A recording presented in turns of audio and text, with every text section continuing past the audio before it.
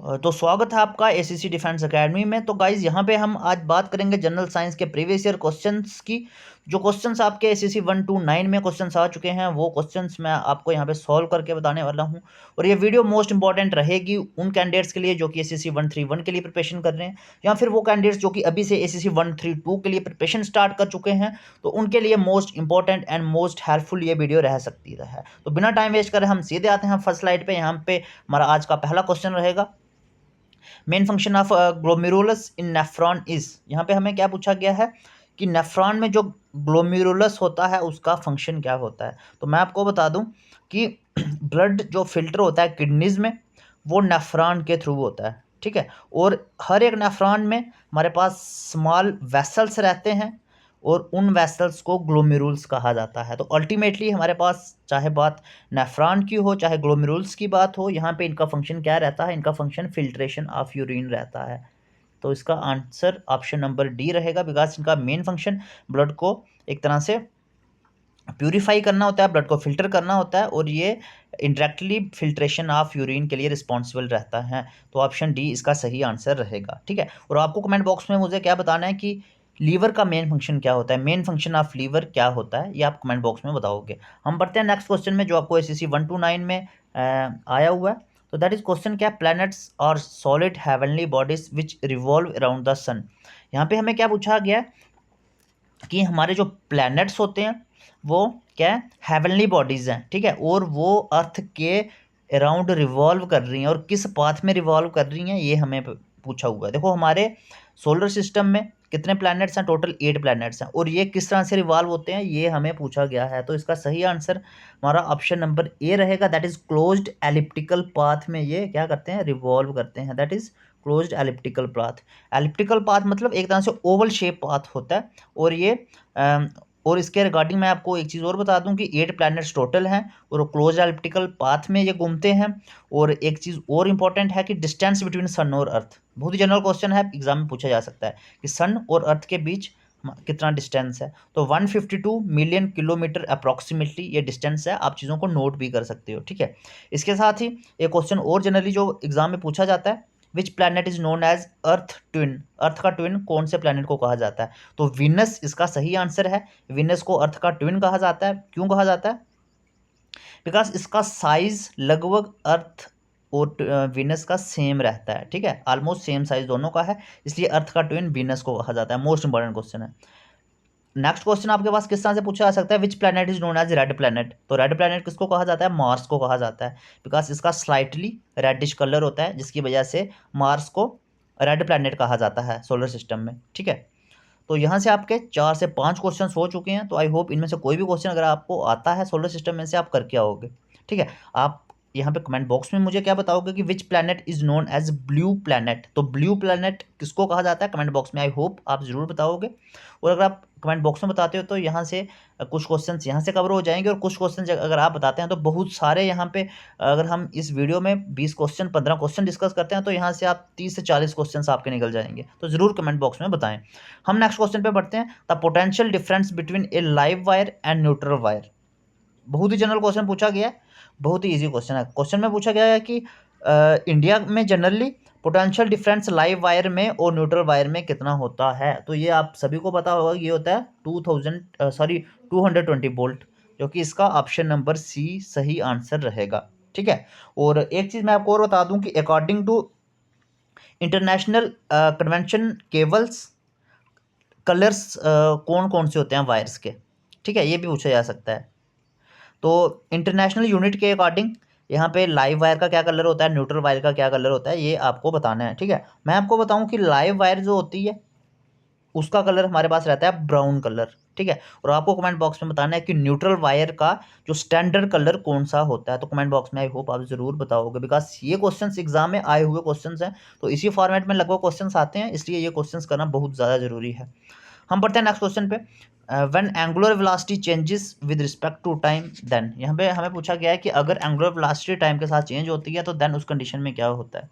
देखो angular velocity होती क्या है, कोई भी हमारे पास ऑब्जेक्ट कितने फास्ट रोटेट करता है उसे हम कहते हैं एंगुलर वेलोसिटी। हमें पूछा कि टाइम के साथ अगर एंगुलर वेलोसिटी चेंज होती है तो उस कंडीशन में क्या होता है, तो उस कंडीशन में हमारे पास कौन सा आंसर सही रहेगा, उस कंडीशन में एंगुलर एक्सीलरेशन प्रोड्यूस होती है। तो ऑप्शन नंबर डी इसका सही आंसर रहेगा, एंगुलर एक्सीलरेशन प्रोड्यूस होती है ड्यू टू एंगुलर वेलोसिटी। ठीक है, और एक चीज़ और कि एंगुलर एक्सीलरेशन को रोटेशनल एक्सीलरेशन भी कहा जाता है, बिकॉज ये रोटेशन की वजह से होती है, तो इसलिए इसको रोटेशनल एक्सीलरेशन भी कहा जाता है। तो 2 से 3 क्वेश्चन यहाँ से निकल रहे हैं। बढ़ते हैं नेक्स्ट क्वेश्चन पे। ठीक है, इसके रिगार्डिंग आप एक चीज़ मुझे कमेंट बॉक्स में बताओगे कि जैसे हम फोर्स ऑफ ग्रेविटी या ग्रेविटेशनल फोर्स की बात करते हैं, तो सबसे कम ग्रेविटेशनल फोर्स कहाँ पे होती है, इक्वेटर पे होती है, और सबसे ज़्यादा मैक्सिमम ग्रेविटेशनल फोर्स या फोर्स ऑफ ग्रेविटी कहाँ पे होती है, ये कमेंट बॉक्स में आप बताओगे। ठीक है, बढ़ते हैं नेक्स्ट क्वेश्चन पे। Which of the following does not belongs to the same homologous series, इनमें से कौन सा जो एल्कीन्स है, सॉरी अल्केन्स है, सेम होमोलोगस सीरीज से बिलोंग नहीं करता, जो कि एक्सेप्शन केस है, वो हमें यहाँ पे पूछा गया है। तो क्या इसका सही आंसर रहने वाला है? देखो, होमोलोगस सीरीज फर्स्टली होती क्या है, हमारे पास कार्बन कंपाउंड का जो ग्रुप होता है जो सेम फार्मूला को सेटिस्फाई करता है, उन्हें हम सिंपली होमोलोगस सीरीज कहते हैं, और साथ में सेम फंक्शनल ग्रुप भी रहता है। तो एग्जांपल से यहाँ पे जो आपको ऑप्शंस दिए गए हैं, CH4 जिसका नाम क्या रहता है, मिथेन रहता है। उसके बाद जब हमारे पास एक कार्बन एटम होगा तो एक कार्बन एटम के साथ कितने हाइड्रोजन जुड़ सकते हैं, तो सिंपली आप देखोगे कि हमारे पास एक कार्बन एटम रहता है, तो वहाँ पे मैं 4 कार्बन हाइड्रोजन एटम्स को जोड़ सकता हूँ इस तरह से, 1 2 1 3 यहाँ पे और चौथा यहाँ पे। ठीक है, तो ये हमारे पास बन गया मीथेन। बट अगर आपको पूछा जाता है कि हमारे पास 2 कार्बन एटम्स हों तो फिर कितने हाइड्रोजन जुड़ सकते हैं, तो 6 जुड़ सकते हैं। आप फिगर ड्रा करके भी देख सकते हो। ठीक है, इस तरह से रहता है, कार्बन कार्बन और हाइड्रोजन जोड़ लो, एक यहाँ से जुड़ेगा, एक यहाँ पे 2, एक यहाँ पे नीचे 3, एक यहाँ पे 4, एक यहाँ पे 5 और एक ऊपर 6। तो C2H6 हमारे पास स्ट्रक्चर बनता है। किसका स्ट्रक्चर बनता है, ये इथेन का बनता है। ठीक है, एट द सेम वे आपको क्या करना है, यहाँ पे क्रॉस चेक कर लेना कि प्रोपेन का स्ट्रक्चर C3H8 ही होता है, तो डी भी हमारे पास एक तरह से होमोलोगस सीरीज में आएगा। But C4H8 is not a part of homologous series, ये भाई डिफरेंट आ गया, तो ऑप्शन ए इसका सही आंसर रहेगा। बिकॉज जब भी आप C4 रखोगे, कार्बन आइटम 4 रखोगे, तो उसके साथ हाइड्रोजन हमेशा 10 जुड़ते हैं, ना कि 8। तो C4H8 का कोई भी स्ट्रक्चर पॉसिबल नहीं होता। तो हमारे पास फॉर्मूला रहता है C4H10, ये किसका फॉर्मूला रहता है, ये ब्यूटेन का फॉर्मूला रहता है। बट H10 तो यहाँ पे है नहीं, तो यहाँ पे हमारे पास एक्सेप्शन या नॉट बिलोंग्स टू कौन सा ऑप्शन रहेगा, ऑप्शन ए रहेगा।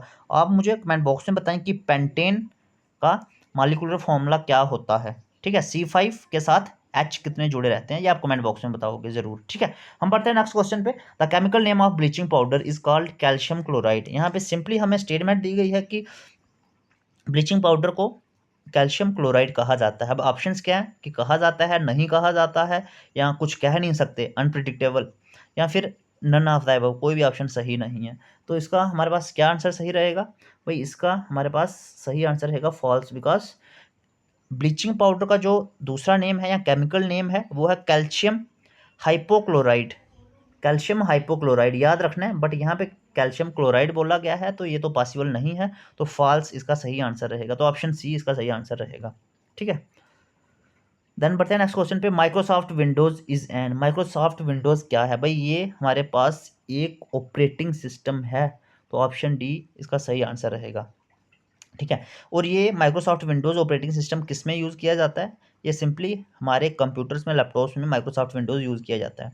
तो थोड़ा सा मैं आपको इन्फॉर्मेशन दे दूं कि देखो, मोबाइल्स जो रहते हैं ना, इसमें भी ऑपरेटिंग सिस्टम यूज़ होता है, बट इसमें कौन सा ऑपरेटिंग सिस्टम यूज़ होता है, generally Android operating system use होता है, ब्लैकबेरी ऑपरेटिंग सिस्टम यूज़ होता है, सिम्बियन ऑपरेटिंग सिस्टम यूज़ होता है। ठीक है, उसके साथ ही कंप्यूटर्स में जो कि जनरली पूछा जाता है एग्जाम में, उनमें कौन से ऑपरेटिंग सिस्टम यूज़ होते हैं, तो लाइनक्स है जो कि पहले यूज़ होता था, मैक ऑपरेटिंग सिस्टम यूज़ होता है, विंडोज़ यूज़ होता है, माइक्रोसॉफ्ट ऑपरेटिंग सिस्टम यूज़ होता है जो हमें पूछा गया है। तो ये कुछ ऑपरेटिंग सिस्टम है। ठीक है, और आपको अब कमेंट बॉक्स में क्या बताना है कि main function of operating system क्या होता है, चाहे मोबाइल्स की बात हो, चाहे हमारे पास कंप्यूटर्स की बात हो, मेन फंक्शन क्या होता है ऑपरेटिंग सिस्टम का, ये कमेंट बॉक्स में आप आई होप ज़रूर बताओगे। ठीक है, और बढ़ते हैं नेक्स्ट। इसके साथ ही देखो, मैं आपको बता दूं कि ACC 131 एग्ज़ाम को अगर आप क्रैक करना चाहते हैं 3 वीक्स में, बिकॉज़ आपके पास ओनली 3 वीक्स का टाइम बचा हुआ है, तो यहाँ पे आप अभी से आज से प्रिपरेशन शुरू कर सकते हैं। और इस कोर्स में अगर आप इनरोल होते हैं तो श्योर आप पीडीएफ नोट्स हर एक सब्जेक्ट के आपको मिलेंगे। आपको श्योर लेक्चर्स मिलेंगे रात को 9 से लेके 11 बजे तक, टीचर्स के साथ पर्सनल इंटरेक्शन रहेगी। यहाँ पे आपके डाउट क्लियरिंग सेशंस रहेंगे। यहाँ पे आप टीचर से स्ट्रैटेजी भी पूछ सकते हैं, आप डाउट्स भी उनसे क्लियर कर सकते हैं। आपके मॉक टेस्ट रहेंगे जो, और साथ में डाउट क्लियरिंग क्लासेस भी रहेंगी, ठीक है। और जो कैंडिडेट्स जो कि जिनको किसी पर्टिकुलर सब्जेक्ट में दिक्कत आ रही है, चाहे रीजनिंग हो, मैथ्स हो, साइंस हो, इंग्लिश हो, तो उनको अलग से स्ट्रैटेजी भी प्रोवाइड करी जाएगी। तो आज से ही अगर आप 100% सिलेक्शन चाहते हैं तो आज से ही आप कोर्स में इनरोल हो सकते हैं, बिकॉज इन 3 वीक्स में आपको हर एक चीज़ प्रॉपर स्ट्रैटेजी के साथ पढ़ाई जाएगी। तो इसके लिए सिंपली आपको क्या करना है, आपको हमें व्हाट्सएप करना है 8120745966 पे, ठीक है। हम यहाँ पे वीडियो को कंटिन्यू करते हैं। क्वेश्चन में क्या बोला गया, इस small single site network, small single site network को क्या कहा जाता है? तो इसका सही आंसर रहेगा LAN, ठीक है। LAN local area network full form अगर आपको पूछी जाती है तो लोकल एरिया नेटवर्क ये क्या करता है भाई? लोकल एरिया नेटवर्क हमारा एक ऐसा नेटवर्क होता है जो एक स्मॉल एरिया पे ही रिस्ट्रिक्ट रहता है। ऑफिस में यूज़ किया जाता है, घर में यूज़ करा जाता है, हाउसेज में यूज़ करा जाता है। तो सिंपल एक स्मॉल एरिया पे जो रिस्ट्रिक्ट रहता है उसे लोकल एरिया नेटवर्क कहते हैं। तो स्मॉल, यही पूछा गया है, small single site network is known as local area network. अब आपको पूछा जा सकता है कि WAN क्या होता है? भाई ये हमारे पास होता है वाइड एरिया नेटवर्क, ठीक है। वाइडली जो यूज होता है network, that is known as wide area network. MAN की फुल फॉर्म आपको पूछी जा सकती है, तो that is metropolitan area network. ये सिर्फ एक मेट्रोपॉलिटन एरिया के लिए रिस्ट्रिक्टेड रहता है, एक सिटी एक विलेज के लिए ही रेस्ट्रिक्टेड रहता है, ठीक है। और इसके अलावा रैम, जो कि ऐसा ऑप्शन है जिसको अगर आप सॉल्व करते हैं क्वेश्चन को तो सबसे पहले इसको आप एलिमिनेट करते हैं, बिकॉज ये मेमोरी में से क्वेश्चन आ गया, बट यहाँ पे नेटवर्क के लिए पूछा गया है। रैम का पूरा नेम रैंडम एक्सेस मेमोरी, और ये एक वोलाटाइल मेमोरी होती है, ठीक है। आपको कमेंट बॉक्स में क्या बताना है कि रोम, रोम का पूरा नेम क्या होता है, और वोलाटाइल होती है, नॉन वोलाटाइल होती है, या रोम की हमारे पास टाइप्स क्या होती हैं, ये कमेंट बॉक्स में आई होप आप ज़रूर बताओगे, बिकॉज ऑप्शंस के रिगार्डिंग में हम बात कर रहे हैं और यहाँ पे हम एक क्वेश्चन से ही हमारे 4-5 क्वेश्चंस निकल रहे हैं। तो ज़रूर वीडियोस को आप यहाँ पे दोबारा से रिपीटेड देखें, सो दैट यहाँ पे आपको अच्छे से अंडरस्टैंड हो सकें चीज़ें। हम बढ़ते हैं नेक्स्ट क्वेश्चन पे। Which of the following is a billionth of A second? एक सेकंड के बिलियंथ पार्ट को क्या कहा जाता है, ये हमें पूछा गया है। तो इसका सही आंसर क्या रहेगा? इसका सही आंसर रहेगा नैनो सेकंड। भाई एक सेकंड का जो बिलियंथ पार्ट होता है, बिलियन 100 करोड़ के इक्वल होता है, तो एक सेकंड का 100 करोड़ पार्ट को क्या कहा जाता है? इसे नैनो सेकंड कहा जाता है, ठीक है। बट अगर आपको एग्जाम में पूछा जाता है बिलियन की जगह मिलियंथ पार्ट बोला जाता है सेकंड का, तो क्या आंसर रहता है आपका? तो एक सेकंड के मिलियंथ पार्ट को माइक्रो सेकंड कहा जाता है, तो देन आपका आंसर क्या रहता है? माइक्रो सेकंड रहता है। इन चीज़ों को नोट कर सकते हो आप, ये आपको एग्जाम में हेल्प कर सकती हैं, ठीक है। इसके अलावा आपको गीगाबाइट क्या होता है, टेराबाइट क्या होता है? तो गीगाबाइट इज जीबी, ठीक है। और 1 GB में कितनी MB होती है? 1024 MB होती है। और यहाँ पे टेराबाइट के रिगार्डिंग पूछा गया है, तो कमेंट बॉक्स में आप मुझे बताओगे कि 1 TB में हाउ मच GB होती है, ये आप कमेंट बॉक्स में आई होप ज़रूर बताओगे, ठीक है। तो चारों ऑप्शन हमारे मार्क हो चुके हैं। हम बढ़ते हैं नेक्स्ट क्वेश्चन पे। तो हाँ, तो इसका आंसर तो हमारे पास नैनो सेकंड था। 1 billionth part of second is nano second. Next question is what do you mean by VGA? VGA क्या होता है? VGA का फुल फॉर्म यहाँ पे आपको पूछा गया है, तो वीडियोग्राफिक एरे, ऑप्शन डी इसका सही आंसर रहने वाला है, वीडियोग्राफिक एरे। देखो कंप्यूटर मॉनिटर पे क्या करा जाता है? हाई रेजोल्यूशन दिखाने के लिए, चाहे वो टेक्स्ट के रिलेटेड हो, ग्राफिक्स के रिलेटेड हो, कलर्स के रिलेटेड हो, तो वहाँ पे वीडियोग्राफिक एरे का यूज़ करा जाता है हाई रेजोल्यूशन दिखाने के लिए, ठीक है। और आप मुझे कमेंट बॉक्स में क्या बताओगे कि मॉनिटर जिस पे हाई रेजोल्यूशन दिखाया जाता है, तो वो मॉनिटर, कंप्यूटर मॉनिटर हमारे पास एक इनपुट डिवाइस है कि आउटपुट डिवाइस है कि पेरिफेरल डिवाइस है कि बोथ हैं या कुछ भी नहीं है? तो ये आप कमेंट बॉक्स में बताओगे कि हमारे पास मॉनिटर के रिगार्डिंग, ठीक है। उसके बाद बढ़ते हैं हम नेक्स्ट क्वेश्चन पे। Process of all computers whether micro, mini और मेन फ्रेम, चाहे हमारे पास माइक्रो कंप्यूटर्स की बात करी जाए, मिनी कंप्यूटर्स की बात करी जाए, मेन फ्रेम कंप्यूटर्स की बात करी जाए, तो इसमें से कौन कौन सा यूनिट या कौन कौन सा यहाँ पे मेन जो कंपलसरी रहता है वो कौन सा यूनिट रहता है? देखो कोई भी कंप्यूटर है, चाहे हमारा मेन फ्रेम है, मिनी है, माइक्रो है, तो भाई कंट्रोल यूनिट तो होना ही चाहिए, प्राइमरी स्टोरेज भी होनी चाहिए, अर्थमेटिक एंड लॉजिक यूनिट, इसकी फुल फॉर्म आपको पूछी जा सकती है, ये भी होना चाहिए। तो ऑल ऑफ द एबव इसका सही आंसर रहेगा। ऐसा नहीं है कि हमें कोई भी मेन कंप्यूटर है तो उसमें चाहे कंट्रोल यूनिट होगा, ALU होगा, प्राइमरी स्टोरेज नहीं होगी या ALU नहीं होगा, भाई ये कंपल्सरी हैं, ये एक तरह से इसके ऑर्गन्स होते हैं, ये तो एक कंप्यूटर में होने ही चाहिए। तो ऑल ऑफ द अबव इसका सही आंसर रहेगा। अगर CPU लिखा होता देन वो भी करेक्ट रहता। तो ये एक तरह से हमारे जैसे बॉडी पार्ट्स होते हैं ना, उस तरह से कंप्यूटर के पार्ट्स हैं, तो यहाँ पे all of the above answer सही रहेगा। तो आपको कमेंट बॉक्स में क्या बताना है कि पर्सनल कंप्यूटर कौन सा कंप्यूटर होता है, माइक्रो कंप्यूटर होता है, मिनी कंप्यूटर होता है या मेन फ्रेम कंप्यूटर होता है। मैं यहाँ पे बात कर रहा हूँ पर्सनल कंप्यूटर की, ठीक है। इसके साथ ही वेदर फॉरकास्टिंग के लिए कौन सा कंप्यूटर यूज़ करा जाता है, ये भी आप कमेंट बॉक्स में ज़रूर बताओगे, ठीक है। नेक्स्ट क्वेश्चन पे बढ़ते हैं। Electrolysis of water is a decomposition reaction.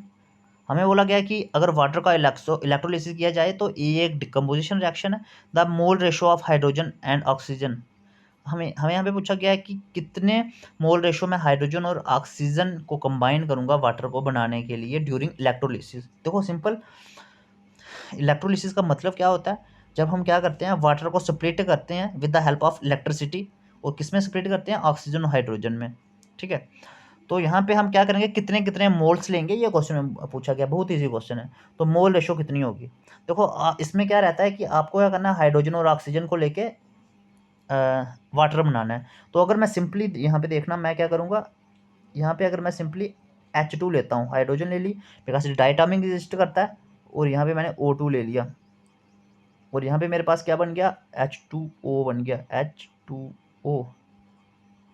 But आप यहाँ पे देखो कि ऑक्सीजन का हमारे पास राइट साइड देखो आप प्रोडक्ट्स में, ठीक है, प्रोडक्ट्स में आप देखो यहाँ पे सिर्फ एक ही एटम है ऑक्सीजन का, बट यहाँ पे हमारे पास लेफ्ट साइड में, जिसे हम रिएक्टेंट्स कहते हैं, रिएक्टेंट्स में हमारे पास 2 एटम्स हैं। तो मैं रिएक्शन को बैलेंस करने के लिए क्या करूँगा, मैं रिएक्शन को बैलेंस करने के लिए यहाँ पे 2 लिखूँगा, यहाँ पे, ठीक है। यहाँ पे जब मैंने 2 लिख लिया तो क्या यहाँ पे आपके पास रिएक्शन बैलेंस हो चुकी है। तो आपको क्या करना पड़ेगा, अब यहाँ पे प्रोडक्ट में भी 2 लिखना पड़ेगा, तो यहाँ पे भी मैंने 2 लिख लिया। अब देखो यहाँ पे हाइड्रोजन के राइट साइड, जिसे हम प्रोडक्ट साइड कहते हैं, यहाँ पे भी 4 एटम्स हैं और यहाँ पे भी 4 एटम्स हैं। अब ऑक्सीजन देखो, ऑक्सीजन के भी यहाँ पे 2 एटम्स हैं और यहाँ पे भी 2 एटम्स हैं, और यहाँ पे हमें क्या पूछा गया है, मोल रेशो पूछी गई है। तो आपने क्या करा 2 एटम्स ऑफ हाइड्रोजन लिए और 1 एटम ऑफ ऑक्सीजन लिया, बिकॉज ये डायटामिक एग्जिस्ट करते हैं, तो 2:1 की रेशियो रहेगी। तो ऑप्शन मैं यहाँ पे आपको बिल्कुल सॉल्व करके बता चुका हूँ, तो ऑप्शन यहाँ पे बी सही रहेगा। 2 यहाँ पे हाइड्रोजन रहता है और 1 मोल ऑफ ऑक्सीजन रहता है, तो 2:1 इसका सही आंसर रहेगा। बहुत इंपॉर्टेंट क्वेश्चन है, बहुत ईजी क्वेश्चन है। हम पढ़ते हैं नेक्स्ट क्वेश्चन पे। Which of the following equation is unbalanced. तो इनमें से कौन सी इक्वेशन अनबैलेंस्ड है। अनबैलेंस्ड का मतलब क्या है, अनबैलेंस का मतलब है कि हमारे रेक्टेंट साइड और प्रोडक्ट साइड में सेम नंबर ऑफ एटम्स हैं कि नहीं है, और ये अगर सेम रहते हैं तो मैं बैलेंस्ड इक्वेशन बोलूँगा, और अगर सेम नहीं रहते हैं तो मैं अनबैलेंस्ड इक्वेशन बोलूँगा। तो आप यहाँ पे देख सकते हैं, जैसे मैं फर्स्टली आता हूँ किस पे, सेकंड ऑप्शन पे। अब यहाँ पे देखो Fe4 है, और राइट साइड जिसे हम प्रोडक्ट साइड कहेंगे वहाँ पे देखो कि क्या Fe4 है, बिल्कुल है, बिकॉज इस तरह से लिखा हुआ है 2Fe और बेस में 2, तो भाई 2 2 4, इनकी मल्टीप्लिकेशन करोगे तो 4 एटम्स यहाँ पे हैं। ऑक्सीजन की बात करो तो यहाँ पे ऑक्सीजन इस तरह से है 2O3, तो 6 एटम्स हैं, और यहाँ पे भी आप देखो 3O2, ये भी 6 है, तो ये फर्स्ट वाला रिएक्शन, तो ये तो बैलेंस है। अब इसको देखो CH4 है, और राइट साइड में देखो कि क्या कार्बन 1 और हाइड्रोजन 4 है, यहाँ भी आप देखो कार्बन 1 है और हाइड्रोजन यहाँ पे 2H2 लिखा है, तो हाइड्रोजन 4 हैं। तो इस तरह से आप देखोगे 2O2, यहाँ पे ऑक्सीजन 4 हैं, और राइट साइड पे आप देखोगे यहाँ पे भी ऑक्सीजन हमारे पास कितने हैं, यहाँ पे भी हमारे पास ऑक्सीजन 4 हैं, बिकॉज यहाँ पे 2 ऑक्सीजन यहाँ पे हैं, 2 ऑक्सीजन आप यहाँ पे देख सकते हो 2O, और यहाँ 2 ऑक्सीजन यहाँ पे हैं, तो ये रिएक्शन भी हमारे साथ बैलेंस है। लाइक हमारे पास ये रिएक्शन भी बैलेंस है, बट जो रिएक्शन बैलेंस नहीं होगी वो है ऑप्शन नंबर ए। भाई ये रिएक्शन तो सामने दिख रही है, बाकी ऑप्शंस को देखने की जरूरत ही नहीं पड़ती, बिकॉज आप फर्स्ट रिएक्शन में देखो कि हमारे पास जो P4 है, क्या वो राइट साइड पे भी P4 है, बिल्कुल है, तो ये तो हमारे पास 1 एटम, तो ये क्लियर हो गया। और P4 होता क्या भाई, P4 वाइड फास्फोरस को कहा जाता है, नोट कर लो इसको, ठीक है। उसके बाद O2, यहाँ पे लेफ्ट साइड पे O2 है और यहाँ पे O10 है, तो ये तो रिएक्शन बैलेंस हुई ही नहीं, तो ऑप्शन ए इसका सही आंसर रहेगा। और अगर आप सीधे ऑप्शन नंबर ए को देखते हो तो बाकियों को देखने की जरूरत ही नहीं है, बिकॉज ये सामने दिख रहा है आपको O2 और O10 बहुत डिफरेंस है, तो ये तो रिएक्शन बैलेंस हो ही नहीं सकती, ठीक है। तो P4 वाइट फास्फोरस होता है, और आपको कमेंट बॉक्स में क्या बताना है कि P4O10 किसका नेम है, क्या कहते हैं P4O10 को, ठीक है। आई होप ये जितने भी क्वेश्चन मैंने आपको पूछे हैं तो कमेंट बॉक्स में जरूर बताओगे। वीडियोस को बार बार रिपीटेड वे में देखते रहो, बिकॉज ये प्रीवियस ईयर क्वेश्चन हैं, इसी फॉर्मेट में क्वेश्चन आपको देखने को मिल सकते हैं, बहुत इंपॉर्टेंट क्वेश्चन हैं ये। आई होप ये आपको वीडियो क्लियर हुई होगी, ये क्वेश्चन आपको क्लियर हुए होंगे। कमेंट बॉक्स में बताएं कि वीडियो जो आपको मिल रही है जनरल साइंस की कैसी लग रही है आपको, ठीक है। और इसके अलावा मैं एक चीज़ आपको और बता दूं कि एसएससी 1, 3, 2 के लिए जो न्यू बैच अभी स्टार्ट हो रहा है, बिकॉज अगर आप एसएससी 1 के क्रैश कोर्स में अगर आप आते हो, इनरोल होते हो, तो वहाँ यहाँ पे आपको एसएससी 1, 3, 2 में भी इनरोल कर दिया जाएगा विद डिस्काउंटेड वे में।